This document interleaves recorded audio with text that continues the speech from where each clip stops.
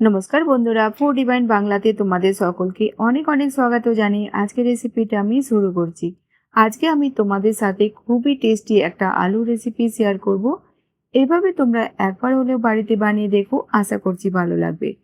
তো আজকের রেসিপির জন্য আমি এখানে 5টা মিডিয়াম সাইজের আলুকে এইভাবে স্লাইস করে কেটে নিয়েছি। আলু তোমরা তোমাদের প্রয়োজন মতো কম বেশি করে নিও। তো চলো শুরু করা যাক রেসিপি। প্রথমেই কড়াইতে আমরা নিয়ে নেব 3-4 চামচ তেল।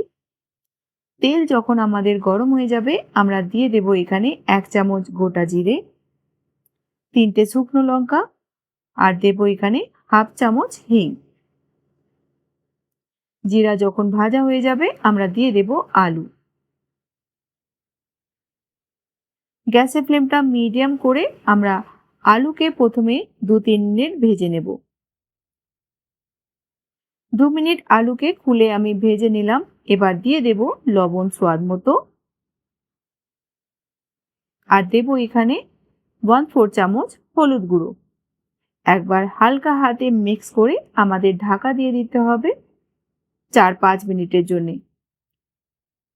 কিন্তু বীজখানে খুলে আমরা 2-3 বার চেকও করে নেব যাতে আলুটা জ্বলে না যায়।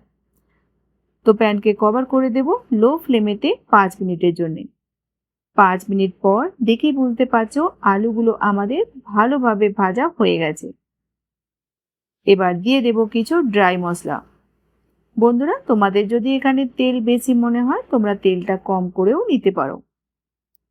এবার দিয়ে দেব 1 চামচ ধনিয়া পাউডার, হাফ চামচ দেব জিরা পাউডার, 1 চামচ চিলি ফ্লেক্স, দিয়ে দিলাম এখানে হাফ চামচ আমচুর পাউডার আর দিয়ে দেব এখানে কাঁচা লঙ্কা। আমি 2টো কাঁচা লঙ্কাকে ছোট ছোট টুকরো করে দিয়ে দিলাম আর 2টো মিডিয়াম সাইজের পেঁয়াজকে এইভাবে গোল গোল স্লাইসে কেটে নিয়েছিলাম। এবার সব পেঁয়াজের কলিগুলোকে দেখো আমি আলাদা করে দিয়ে দিলাম। এইভাবে পেঁয়াজগুলো লাস্টে দিলে কিন্তু অনেকটাই ক্রাঞ্চ থাকে আর এইভাবে আলুর রেসিপিটা আমাদের খেতে কিন্তু দারুণ লাগবে। তো ভালো করে মিক্স করে আমরা 2 মিনিটের জন্য লো ফ্লেমেতে ঢাকা দিয়ে দেব।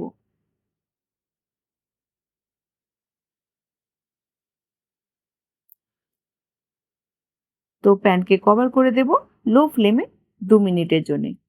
2-3 মিনিট পর আলু পুরোপুরিভাবে আমাদের সফট হয়ে গেছে। দিয়ে দেব এখানে 1 চামচ চাট মশলা আর দেব এখানে হাফ চামচ গরম মশলা, ধনেপাতা কুচি দেব। একবার মিক্স করে আমরা গ্যাসের ফ্লেমটা লো রেখে ঢাকা দিয়ে দেব 1-1.5 মিনিটের জন্য। রুটি পরোটার সঙ্গে খেতে কিন্তু এই রেসিপিটা তোমাদের খুবই ভালো লাগবে। তো ঢাকা দিয়ে দিলাম 1-1.5 মিনিটের জন্য। এবার আমাদের গ্যাসের ফ্লেমটা বন্ধ করে দিয়ে আলু কাতলিকে সার্ভ করে নেব। তোমরা দেখেই বুঝতে পারছো এটা খেতে কতটা টেস্টি হবে। দেখো আলু আমাদের সিদ্ধ হয়ে গেছে ভালোভাবে। তো বন্ধুরা, রেসিপিটা বাড়িতে বানাও, খাও, তারপরে বলো তোমাদের কেমন লাগলো। ভালো লাগলে অবশ্যই বন্ধুদের সাথে বেশি বেশি করে শেয়ার করো। চ্যানেলে নতুন হলে প্লিজ চ্যানেলটিকে সাবস্ক্রাইব করে নিয়ে আমার পাশে থেকো। তো নতুন কোনো রেসিপির সঙ্গে আবার দেখা হবে। ততক্ষণ ভালো থেকো, সুস্থ